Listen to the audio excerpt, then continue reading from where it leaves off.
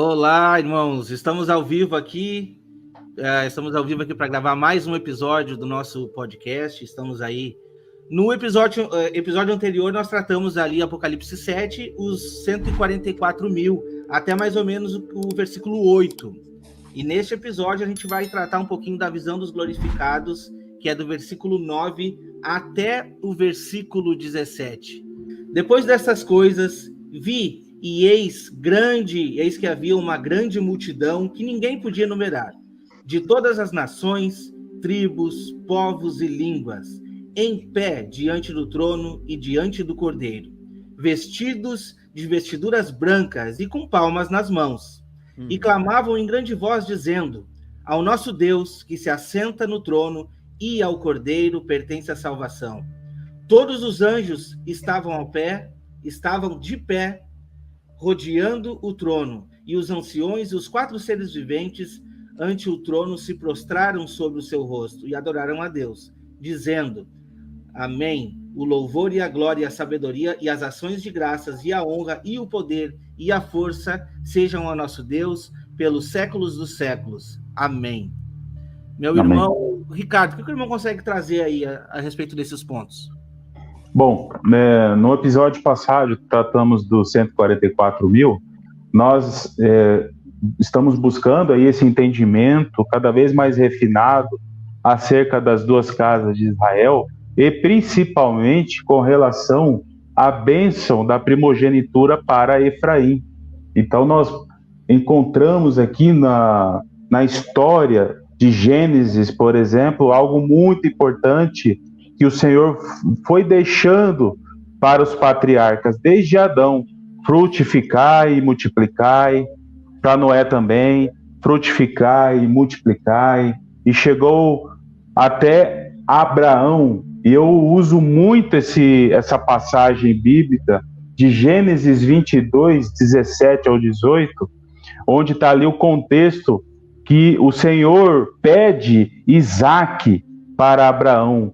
Um contexto histórico que aponta para o sacrifício de Jesus, que aponta para grandes promessas que o Senhor vai cumprir nos dias vindouros. E esse verso diz assim: multiplicarei, Abraão, que Abraão foi fiel ao Senhor, multiplicarei a tua descendência como estrelas do céu e como a areia da praia do mar.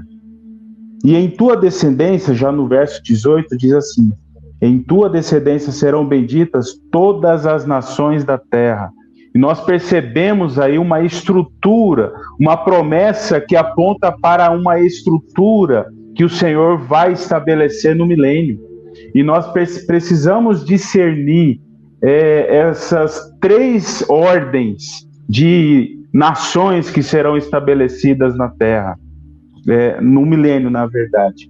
Essas areias como a areia as areias como a praia e as estrelas do céu. Muitos fazem uma associação que seria a mesma coisa, como as estrelas do céu igual a areia do mar. Mas se nós meditarmos profundamente nisso, nós vamos perceber que pode até que haja alguma equivalência na quantidade, porque são incontáveis, mas em glória elas são distintas. Nós precisamos entender que existe uma descendência que vai alcançar uma bênção, uma herança, e serem iguais às estrelas do céu, e tem uma descendência que por misericórdia será alcançada, e elas serão tidas como areia da praia do mar, apontando para os que serão glorificados e para aqueles que não serão glorificados. E eu também peguei vou falar um pouquinho só, né, sobre isso, só uma pincelada, passando bem rápido, que tem a ver com os efraimitas, né? Aqui que é a grande multidão, né, que diz lá que ele será uma multidão de nações, né, uma promessa feita ali para Efraim.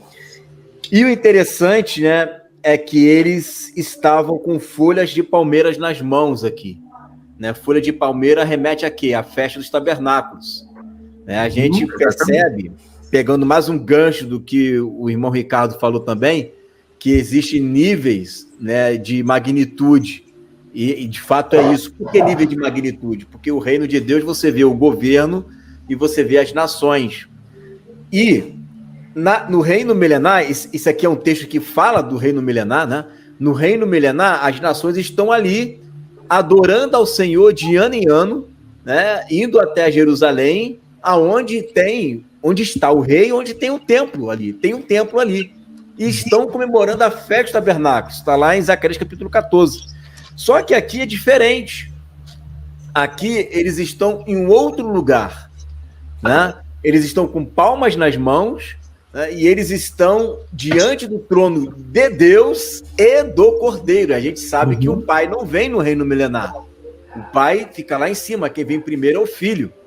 Então eles estão lá no céu. A igreja, ela tem acesso ao céu, sim. Ela não, a herança dela não é celestial, ainda que algumas promessas celestiais, como o corpo glorificado, galardão, Nova Jerusalém, sim. Mas as nações pela qual ela vai reinar, né? A herança da terra que Deus prometeu a Abraão é nossa, né? Da igreja. Então, o que a gente está fazendo aqui nesse local? Nós estamos diante do Pai, adorando a Ele na festa dos tabernáculos, né? De ano em ano também, né? De ano em ano, a igreja subirá no Monte Sião, né? Celestial, e estará lá adorando ao que está sentado sobre o trono e ao Cordeiro, né? Como diz o texto, de pé diante do trono e do Cordeiro, vestido de roupas brancas, se santificaram. Já é mais já roupas brancas, né? Já remete aos 144 mil, que são puros, lábios puros, né? Então, olha o que diz o texto. De repente alguém pode pensar, não, essa festa aí é só para Israel. Não, não é só para Israel. Olha o que diz o texto, aqui está bem claro, né? Eram de todas as nações, né? De todas as nações. O texto aqui está bem claro, né? Tribos, raças e línguas, né? Então, é de todas as nações, e não de uma única nação só, tá? Por quê? Porque nós é que nos alinhamos, né, à nação de Israel, né? As promessas foram feitas a elas, né? E nós é que fomos enxertados ali na oliveira. E cá estamos, né? Nesse caso aqui, estamos adorando ao Senhor na festa dos tabernáculos, em cima do mar de vidro, não somente nós, mas toda a igreja, né, de todos os tempos, né, desde Adão até o último eleito ali, selado antes de começar a última semana. Ficar aqui só nesse aspecto, aqui pegando aqui o versículo 9 e 10, aí o Pedro aí vai dar continuidade aí, né?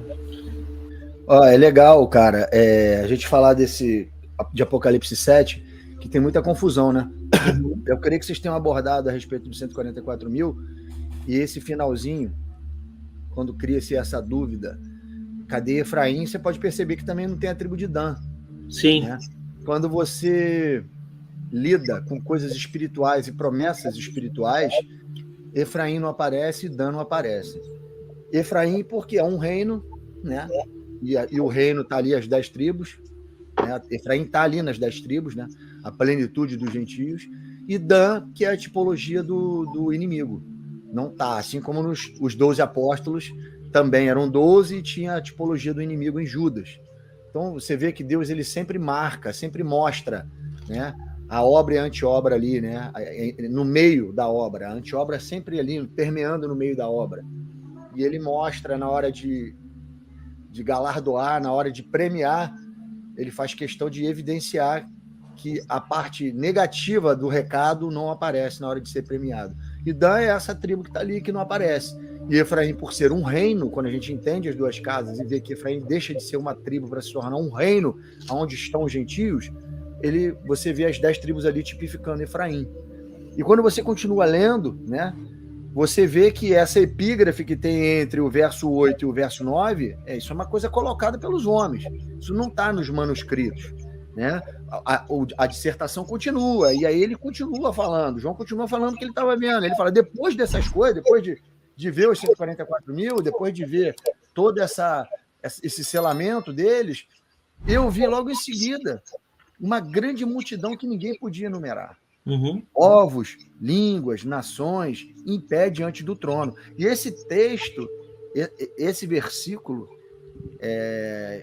mais precisamente essa parte onde ele fala que ninguém podia enumerar de todas as nações, tribos, povos e línguas, isso está conectado com Apocalipse 5, 9 e 10, que fala ali que com o sangue do Cordeiro ele comprou para Deus todo o povo que procede de línguas, nações e tribos, e com o seu sangue comprou para Deus e constituiu reis e sacerdotes e reinarão sobre a terra.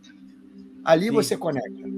E você sabe, logo ali, com a conexão de Apocalipse 5, 9 e 10, quem são esses povos de línguas e nações? São esses que estão vestidos de branco, são esses que foram selados como 144 mil, e uma coisa vai puxando a outra, e você vai pegando essa grande coxa de retalho, que é a escritura, e vai costurando uma peça na outra e vai tomando forma, né? A revelação vai ganhando forma.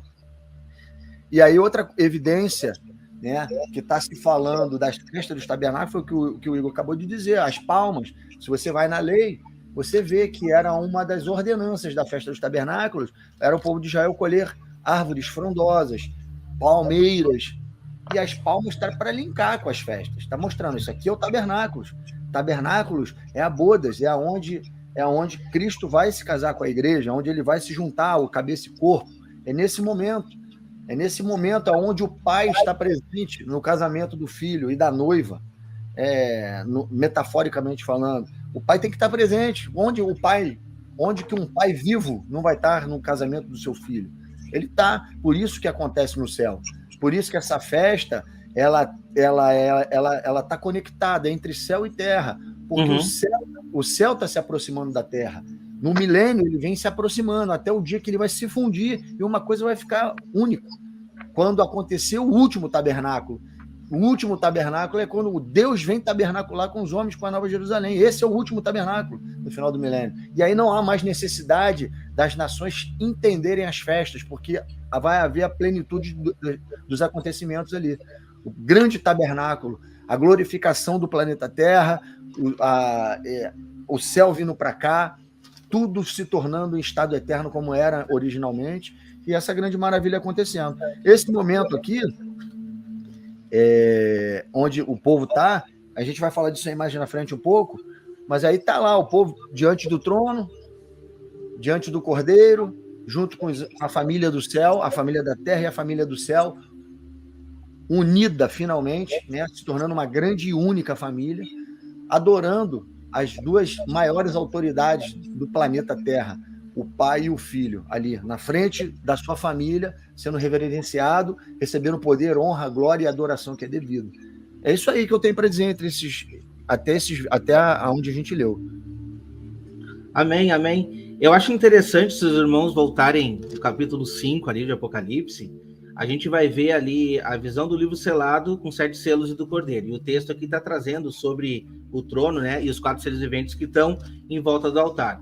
Se vocês perceberem bem, o cântico que está sendo descrito ali no capítulo 5, ele mostra essas fases, tá? Por que mostra essa fase? Porque a primeira cântico e louvor é dado assim, ó, no versículo, a partir do versículo 8. Quando tomou o livro, os 4 seres viventes, os 24 anciões, prostraram-se diante do Cordeiro, tendo cada um deles uma harpa e taça cheia de ouros, uma taça de ouro cheia de incenso, que são as orações dos santos, e entoavam um novo cântico, dizendo: digno és de tomar o livro e de abrir-lhe os selos, porque foste morto e com teu sangue compraste para Deus, e os que procedem de toda tribo, língua, povo e nação.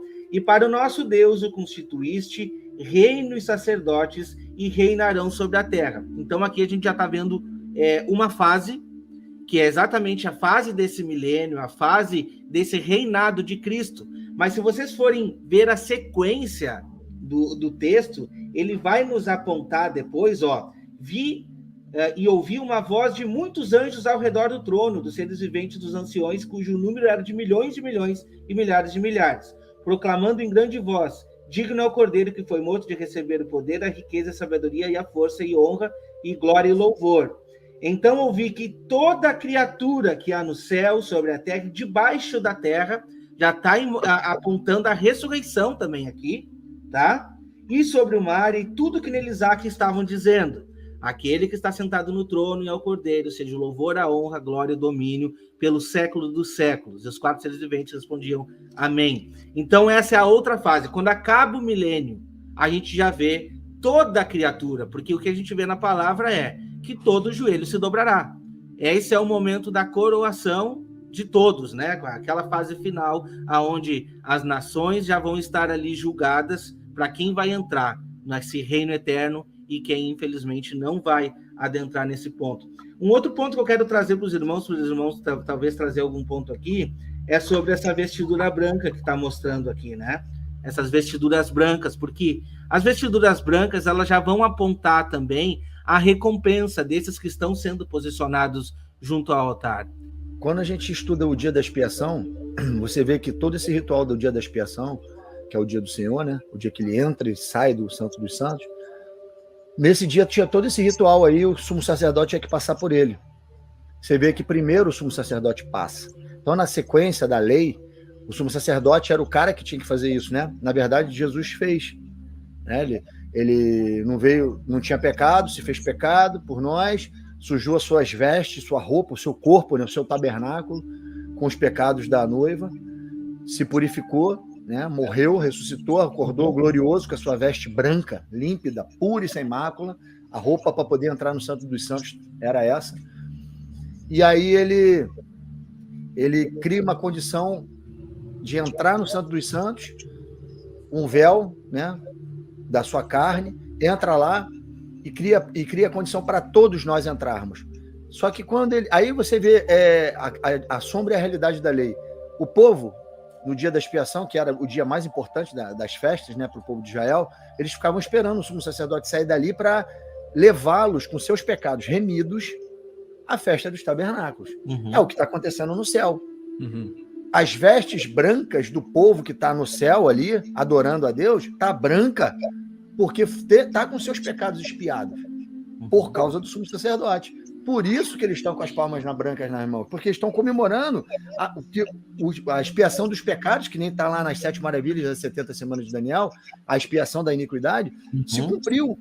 E eles estão ali com as vestes brancas para poder, de fato, agora, numa realidade, não mais agora pela fé e nem com a sombra da lei, de fato, estarem na presença de Deus. Porque esse era o plano original de Deus para o povo de Israel. Não era para uma tribo só entrar no Santo dos Santos, era para a nação de Israel entrar. Ele prometeu no Monte Sinai que faria de Israel uma nação de reis e sacerdotes. Mas por causa da desobediência do pecado, se tornou numa tribo de sacerdotes. E agora não para todas as nações da terra, mas só para Israel. E aí, ali você vê o plano restaurado. Todo Israel dentro do Santo dos Santos, como haveria de ser. Como foi quando Davi mostrou que ele, da tribo de Judá, com roupa de sacerdote da tribo de Levi, entrou e botou todo Israel na presença da Arca da Aliança quando ele foi botar a arca, levou a arca para Jerusalém. Lembra disso? Ali é a tipologia desse fato do que está acontecendo no céu. Ali ele mostrou para Israel, foi a única vez que todo Israel presenciou a Arca da Aliança sem o véu. Foi quando Davi, o filho Davi, que é uma tipologia de Deus, de Cristo, estava ali com roupa sacerdotal, ele rei, sacerdote, levando as 12 tribos para o tabernáculo de Davi, sem véu. O legal ali é que o texto, ele descreve o final da história, né? Sim. O pessoal com roupas brancas e palma nas mãos. Mas antes do final da história, né? Tem todo um enredo por isso aí, né? Enredo. O interessante é o seguinte, olha como é que Deus ele linka tudo, né? Você conhecendo as festas, você consegue linkar o que está aqui em Apocalipse. Porque antes do Yom Kippur, aliás, antes do Sukkot, tem o Yom Kippur, né? Antes do tabernáculo, tem um dia em que você vai fazer expiação, em que você se arrepende dos seus pecados. E na tradição judaica, fora a Torá, que tem essa festa lá, não é tradição, é bíblico isso, né? Mas na tradição judaica diz o seguinte, que dias antes do tabernáculo, na expiação, Deus ele está olhando as pessoas, ele está ali olhando, né, o coração das pessoas. Quem tem um coração puro, quem tem um coração limpo, ele não risca o nome do livro da vida. Ele permanece, ele deixa o nome escrito no livro da vida e essa pessoa consegue alcançar o ano seguinte. Isso é tradição, isso é uma tradição que eu estou falando, tá? E ela consegue alcançar a festa dos tabernáculos. Mas, olha que interessante, o que está aqui em Apocalipse, no capítulo 3, né? A partir do versículo 2, diz assim, ó, na minha versão aqui, tá? Acordem e fortaleçam aquilo que ainda está vivo, antes que morra completamente, né? Pois sei que o que vocês fizeram não está ainda de acordo com aquilo que o meu Deus exige. Portanto, lembre do que aprenderam e ouviram, obedeçam e se arrependam. Aí tem a ver com a bacia que o irmão Ricardo falou, né? Arrependimento, de boas obras, tem a ver com o que o Pedro falou, que o espaço ali da purificação até a glorificação, né? Se não acordarem, eu os atacarei de surpresa, como um ladrão, e vocês não ficaram sabendo nem mesmo a hora da minha vinda. Mas alguns de vocês de Sardes têm conservado limpas as suas roupas. Vocês andarão comigo, que tem a ver com o irmão Ricardo falou, estarei convosco todos os dias, né? Ou para sempre vocês estarão comigo, João 14. Vocês andarão comigo vestidos de roupas brancas, pois merecem esta honra.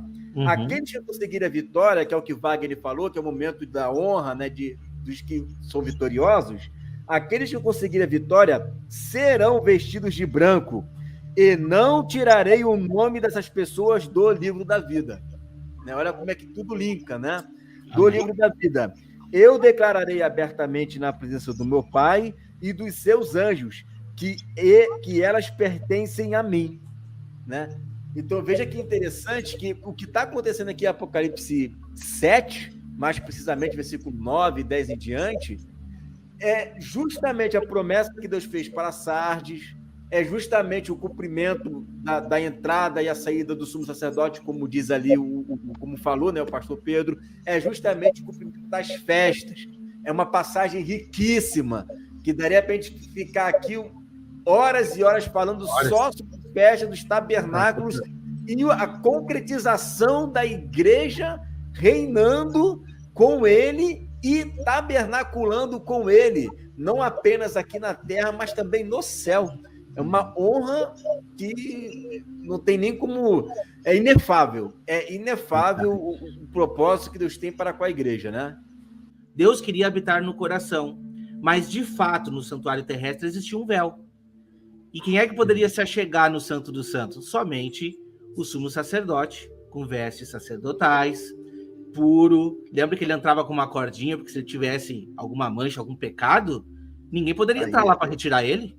Deveria de puxar ele, porque se alguém entrasse lá, o lugar era tão santo que se alguém entrasse lá, seria fulminado pela glória de Deus, entende? Então as pessoas têm que entender o que aconteceu a partir do momento que Cristo morreu, tá? O que as pessoas não entendem é por que Páscoa, por que foi preciso Jesus morrer por nós, e por que agora não precisa mais de sacrifício? O que aconteceu? Jesus Cristo morreu, e ele representa tanto aquele cordeiro pascual que era feito de tardes e manhãs, como o mesmo cordeiro que foi introduzido, que era introduzido para a festa da expiação. Por isso que diz no livro de Hebreus de que ele é o quê? Aquele cordeiro que morreu de uma vez por todas. Sim, nos dando esse acesso. Né? Em Apocalipse também tem um cordeiro tido como morto em Apocalipse. Antes de abrir o selo, acontece isso. Exatamente. Tem um cordeiro morto lá.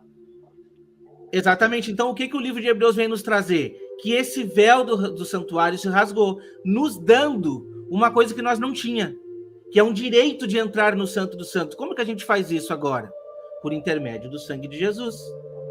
Não precisa de intermediário, não precisa, a gente não precisa mais de um sumo sacerdote terrestre, mas precisamos reconhecer o sacrifício feito por Cristo. Por isso, qual é a orientação bíblica a partir de hoje? Entra no teu quarto, ora, e entra na presença do Senhor. Então, aquela lei que estava no Santo dos Santos, um lugar inabitável, hoje tem que estar dentro do nosso coração. E a troca foi feita. Qual troca que foi feita? Agora, nós habitamos o Santo dos Santos, e o céu, por intermédio do Espírito de Deus, habita o verdadeiro tabernáculo que o Senhor erigiu e não o homem, que somos nós. Mas como que a gente precisa estar? vestido e não nu. Quando a gente vê lá essa carta de Esmirna, eu acho que é Esmirna, né, que você leu, se eu não me engano, ou Sardes, acho que Sardes, desculpa. A gente vê isso de um povo que não está cumprindo a vontade de Deus, mas que Deus está mostrando. Existe alguns aqui ainda que não contaminaram as suas vestes. Então, meus irmãos, o que é mais importante? A gente está com uma veste suja por causa do pecado se achegando no trono de Deus, ou nós estarmos com a veste limpa fazendo a vontade de Deus de verdade? Vamos a partir do versículo 13, diz assim, ó: um dos anciões tomou a palavra dizendo: estes que se vestem de vestiduras brancas, quem são e de onde vieram? Aqui entra o ponto que a gente vai debater bastante. Respondi-lhes: meu senhor, tu sabes. Ele então me disse: são estes que vêm da grande tribulação, lavaram suas vestiduras e alvejaram no sangue do Cordeiro, razão porque se acham diante do trono de Deus e servem de dia e de noite no seu santuário. E aquele que se assenta no trono estenderá sobre eles o seu tabernáculo. Eu acho que eu vou deixar só até aqui. Eu quero trazer aqui o pastor Igor. E aqui a gente percebe o seguinte, né? Quem são esses, né? Esses são os que foram perseguidos. Esses são os que passaram pela grande tribulação. Esses são os que passaram pela tribulação. Esses são aqueles que se permitiram negar a si mesmo, né? E não amar a sua própria vida até a morte, né? São esses. Ô Igor, é uma coisa rapidinho, só para... Porque aqui é onde entra o pré-tribulacionismo, né? Aqui eles falam que quem são esses? Eles estão vindo da grande tribulação, ou seja, já tinha um outro pessoal que já estava lá no céu antes, né? Na cabeça dos caras é assim que eles pensam. E esse povo estava na tribulação e veio depois. Só que não pode descontextualizar o que a gente está lendo aqui. Claro. Desde Apocalipse 6. Lá está falando das 12 tribos que foram seladas. Daqui a pouco ele está vendo uma multidão no céu. E é dessa mesma multidão que ele está falando aqui. Ele não está falando de um pessoal que chegou depois. Ele está falando do mesmo pessoal que estava ali e foi chamado de 144 mil. É a mesma. E outra coisa, né? Se fosse esse o caso, né? Aí teria que os pré-tribulacionistas terem que explicar o que esse pessoal está fazendo no céu, a não ser que eles creiam que também a igreja terá acesso ao céu. Mas se a igreja terá acesso ao céu, né? Acaba dando na mesma, porque qual é a diferença? É só 7 anos, né? Que no fim está todo mundo lá, né? Então, quer dizer, não bate, né? Eles darem essa explicação, porque eles estão comemorando tabernáculos, né? Aliás, a gente está tratando de um assunto aqui que eles não tratam. Eles não tratam desse assunto aqui que a gente está falando, né? Mas isso aqui é igreja, sempre é igreja, sempre é igreja. Uma coisa que a gente sempre tem que bater na tecla, né, os pré-tribulacionistas nesse aspecto aqui, é que no Novo Testamento, e nós estamos no Novo Testamento, todo aquele que recebe o Espírito de Deus, esse nasceu de novo. Se nasceu de novo, é igreja. Não existe um retrô, igual muitos assembleanos ensinam, que é um retrô do Antigo Testamento. Que o Espírito vem e volta. Isso aí, meu irmão, desculpa, mas isso é heresia pura, né? Querer trazer a velha ordem de novo para um período do Novo Testamento, depois de Cristo, depois da morte e ressurreição, não tem como. Então, as 2 testemunhas têm o Espírito, é igreja. Não tem uma outra palavra para isso depois da nova aliança, a não ser que existe uma terceira aliança que eu estou por fora, né? Mas a pessoa que, 144 mil, que são santos por quê? Porque se santificaram pelo Espírito. Então, eles nasceram de novo. Se nasceu de novo, é igreja. Então, a igreja estará aqui. De qualquer forma, esse grupo que está aqui é igreja, não tem como desassociar. Mas não vem palavra igreja desde as cartas lá, as igrejas, até o Apocalipse, lá no final do capítulo 22. Ok, mas no capítulo 20 também não tem igreja. No capítulo 21 também não tem igreja, né? E nem por isso a gente diz que a igreja não está ali. Se for assim, Deus não está lá no livro de Esther, porque no livro de Esther também não tem nome Deus, né? Se a gente for fazer uma hermenêutica indo por esse lado, né? Então, na realidade, não tem a expressão igreja, mas tem santo, tem eleito, tem fiel, né? Tem todas essas expressões. E seguidores do Cordeiro. Vencedores, né? Guardaram a minha palavra. Como é que eu guardo a palavra? Eu tenho que ter a palavra no meu coração. Nasci de novo. Exato. Né?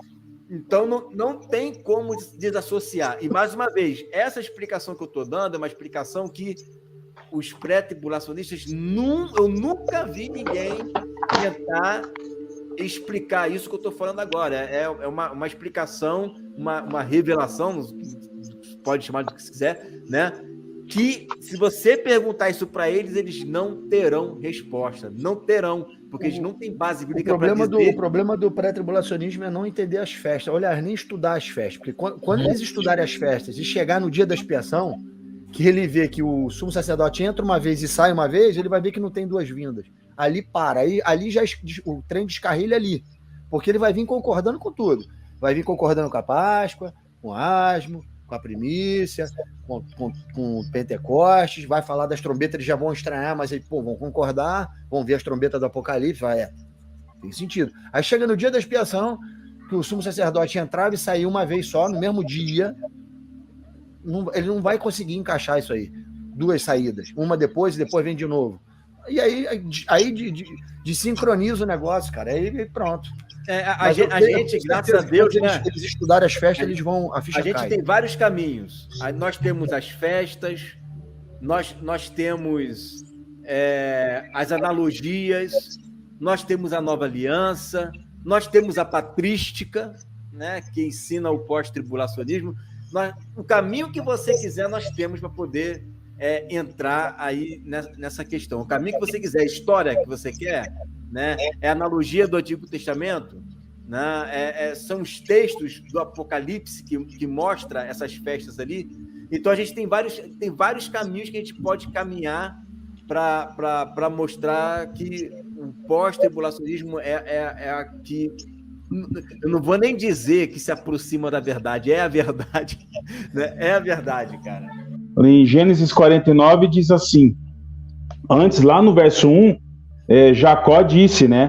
Anunciar-vos-ei o que vos há de acontecer nos dias vindouros. Para mim, isso é um gancho, como aprendizado para cada um de nós aqui. E a bênção para José é o mais detalhado, é o mais rico, é enriquecedor. E ele diz assim, olha, José é ramo frutífero, vírgula, ramo frutífero junto à fonte. Ele duplicou aí a palavra ramo frutífero. Na hora me veio Efraim, porque Efraim significa duplamente frutífero e está apontando para uma mensagem, para um aprendizado nosso, para hoje, para agora. E aqui continua, ramo frutífero junto à fonte. Seus ramos, já está no plural aqui, ramos, corre sobre o muro. Na hora me veio à mente, que muro que deve ser esse? Será que é o muro de inimizade que nós estamos enxergando hoje muito acontecer? O inimigo trabalhando no coração de muitos para que o muro de inimizade seja estabelecido, para causar mais divisão, mais afastamento dos domésticos da fé. Então eu percebo que existe um muro que tenta impedir o nosso trabalhar, do trabalhar de Deus, e às vezes esse muro nós mesmos que criamos. Nós precisamos alcançar o nível de humildade, de maturidade, de querer chegar no propósito que o Senhor confiou em nossas mãos. E ele continua aqui, os flecheiros deram amargura. Os flecheiros aqui me faz lembrar de Ismael, por exemplo, porque Ismael foi o primeiro filho de Abraão e ele foi flecheiro, e ele foi o pai dos árabes. E se nós olharmos e estudarmos a história, Flávio Joséfo, os outros historiadores, vamos perceber que o povo do príncipe que há de vir tem uma etnia que voltada ali para o Oriente Médio, voltada para os árabes. Os flecheiros deram amargura e eles odiaram. Essa palavra odiaram aqui me faz lembrar de Edom, que também aponta para essa mesma etnia. E tem uma palavra pesada contra Edom aqui, lá no profeta Obadias. Então nós teremos muitos adversários, mas nós precisamos entender o cenário, porque dias de novas dores estão chegando. Em oração com o Senhor, eu sinto que nós precisamos aproveitar cada momento, porque o Senhor quer aperfeiçoar, quer trazer as suas testemunhas ao amadurecimento, uma maturidade de lidar com todas as situações e todas as circunstâncias, porque pessoas vão ficar temerosas, com medo, muitas pessoas vão andar para lá e para cá buscando respostas, buscando entendimento, buscando direção, buscando uma esperança, e o Senhor vai proporcionar cenários para que as suas testemunhas sejam usadas para instruir a muitos nos últimos dias. Isso está no livro do profeta Daniel, capítulo 11. Lá diz que eles instruirão a muitos, mas eles vão sofrer, principalmente com a traição. Eles vão ser traídos. E muitos vão chegar até essas testemunhas com lisonjas, para proveito próprio. Precisamos nos preparar para as traições.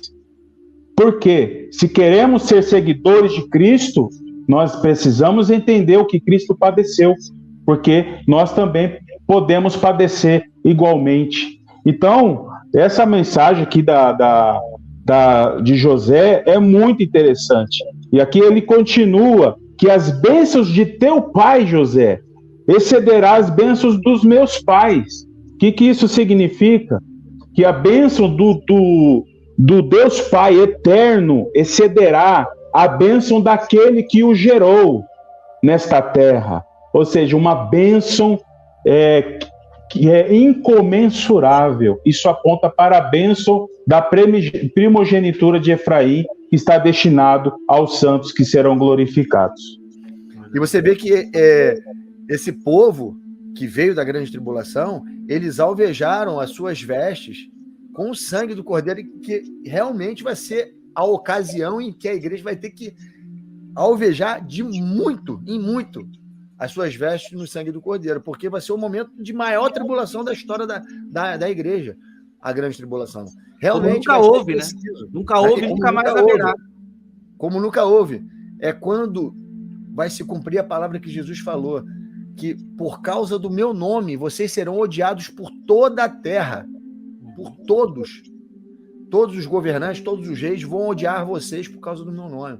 Seremos odiados, porque estaremos fazendo coisas, assolando a terra de maneira como a terra nunca foi assolada.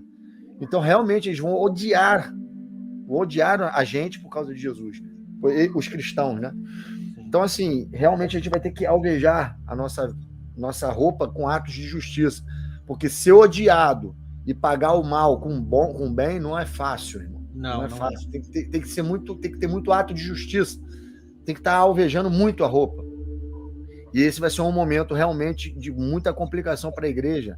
Mas eu creio que vamos estar, depois dessa chuva serôdia, que é lá no início da semana, lá do meio para o final, a seara vai estar madura, amadurecida, produzindo frutos como nunca produziu, trazendo consigo as nações que vão adentrar no milênio, dando testemunho, porque são testemunhas.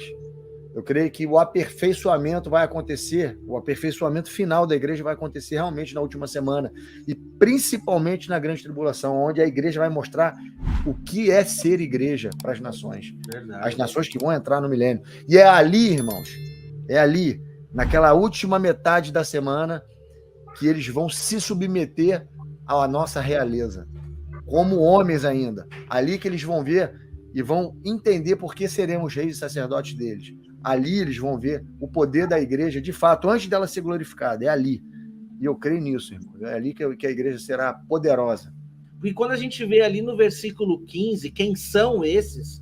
esses já estão diante do trono, tá? Já estão diante do trono e servem de dia e de noite no seu santuário, tá? Aquele que se assenta no trono estenderá sobre eles o seu tabernáculo. Então, o que eu quero que os irmãos enxerguem e consigam visualizar nós hoje somos esse tabernáculo, porque esse santuário onde Deus habita.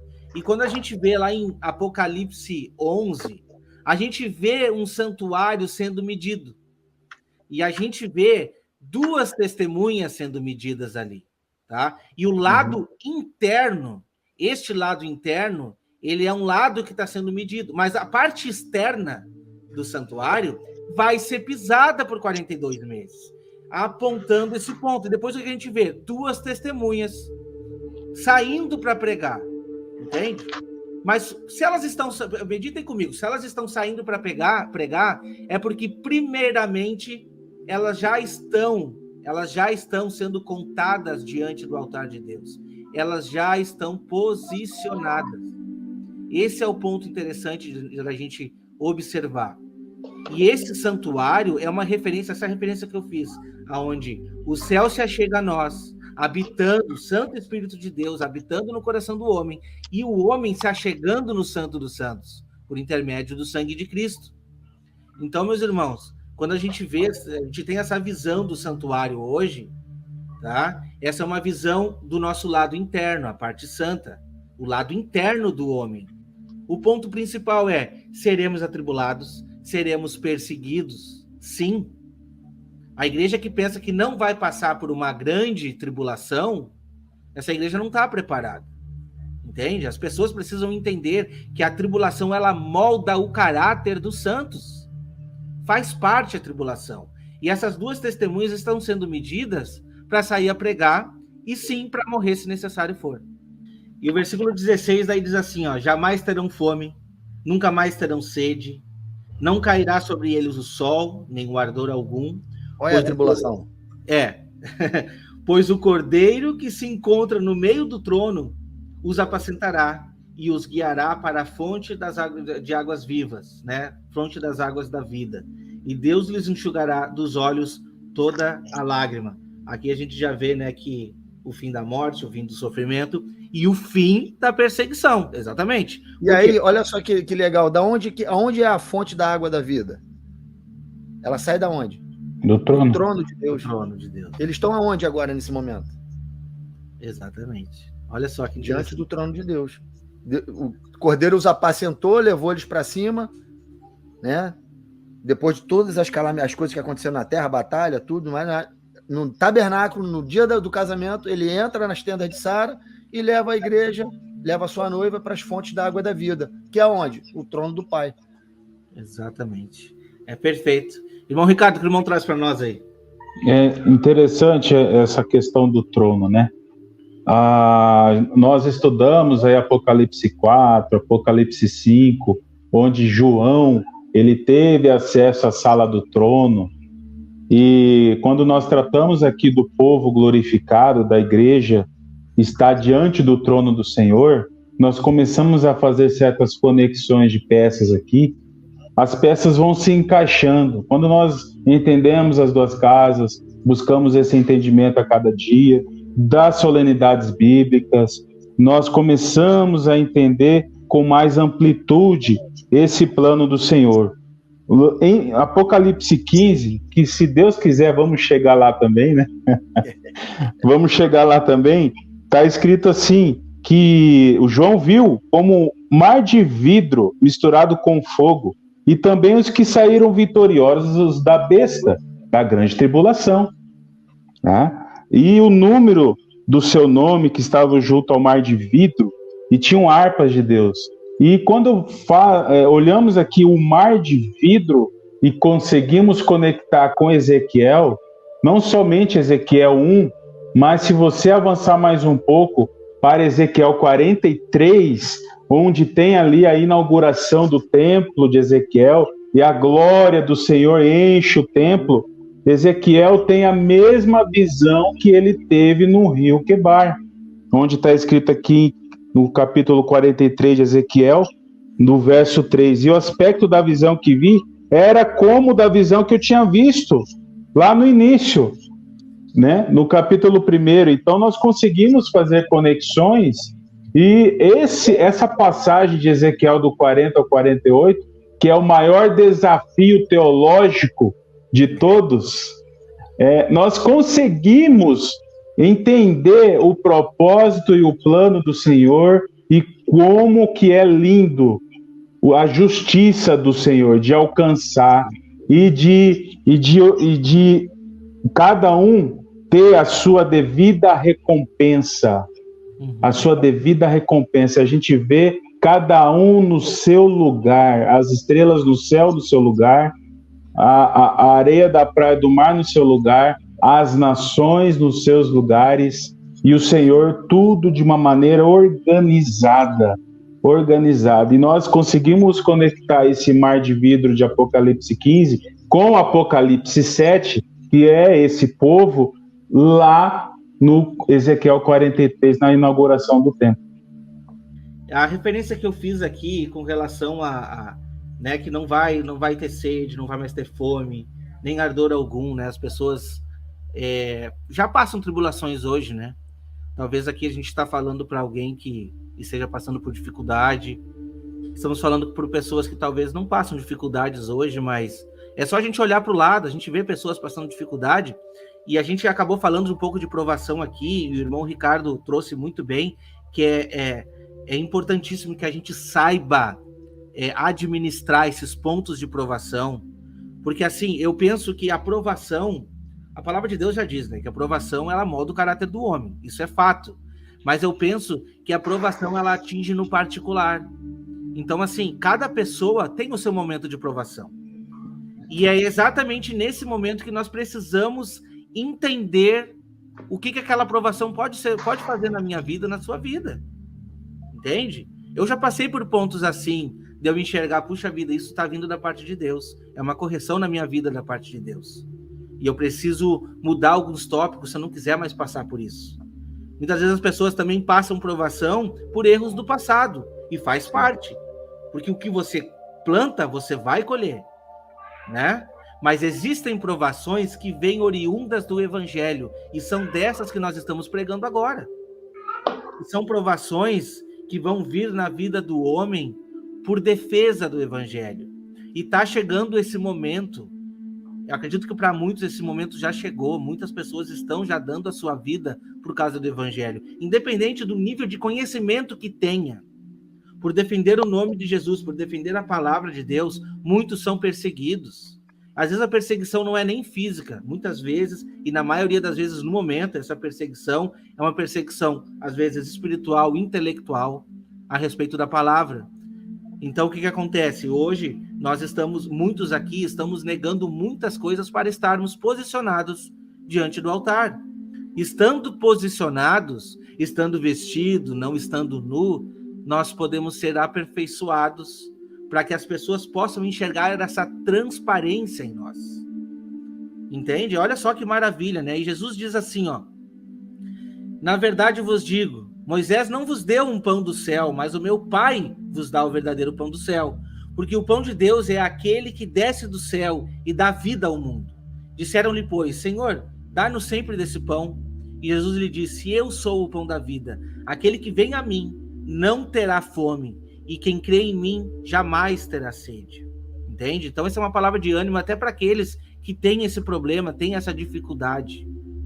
Primeiramente, confiança em Deus. Esses momentos difíceis vão passar, nem que seja na volta de Cristo, para dar a recompensa para aqueles que conseguem ser medido e ser contado diante desse altar, posicionados, fazendo a vontade de Deus, independente das adversidades. Esse é um ponto muito importante. O que nós precisamos hoje? É nos posicionar, sermos encontrados, sendo medidos nesse santuário. E aí, a gente não precisa cruzar o mar para fazer uma pregação. O próprio vizinho que está do nosso lado, o nosso amigo, o nosso familiar, entende? Mas o principal que a gente quer trazer aqui, a principal pregação é a nossa vida, é a minha vida, estarmos vestidos, ser encontrado vestidos, ser encontrado como esse mar de cristal transparente, em que as pessoas não têm o que falar de mal da nossa vida, entende? Esse é o principal ponto, que a gente traz aqui. Eu vou trazer esse último verso para a gente acabar aqui, que diz lá em Mateus 5. Bem-aventurados os que têm fome e sede de quê? De justiça, porque serão consolados. Muitas vezes a gente se encontra injustiçado. Poxa vida, culpamos muitas vezes a Deus pela nossa situação. Por quê? Por perseguições. Mas a perseguição, meus irmãos, a gente não tem que entender como uma coisa maligna. Se a gente conseguir, como o irmão Ricardo trouxe aqui, entender a perseguição como uma provação para modificar o nosso caráter, a gente nunca, jamais vai ver isso como uma forma negativa. E sim como aperfeiçoamento para alcançar aquilo que será incorruptível. Esse é o ponto principal. Então, meus irmãos, a gente agradece a todos que estiveram aqui conosco. Se inscreva nos canais aqui, no canal Remanescente, canal ID, canal Vozes de Trombeta e no canal do irmão Igor, Vem o Teu Reino. Então, se inscrevam nos canais aqui e acompanhem nossos trabalhos aqui também, tá? Que Deus possa abençoar a cada um. Uma ótima noite. Pastor Pedro, muito obrigado mais uma vez. Obrigado a vocês, meu irmão. A casa é sua, você já sabe. É sempre uma honra estar aqui com vocês. Eu gosto muito. Amém, meus irmãos. Amém. Deus abençoe a todos. Tenham uma ótima noite.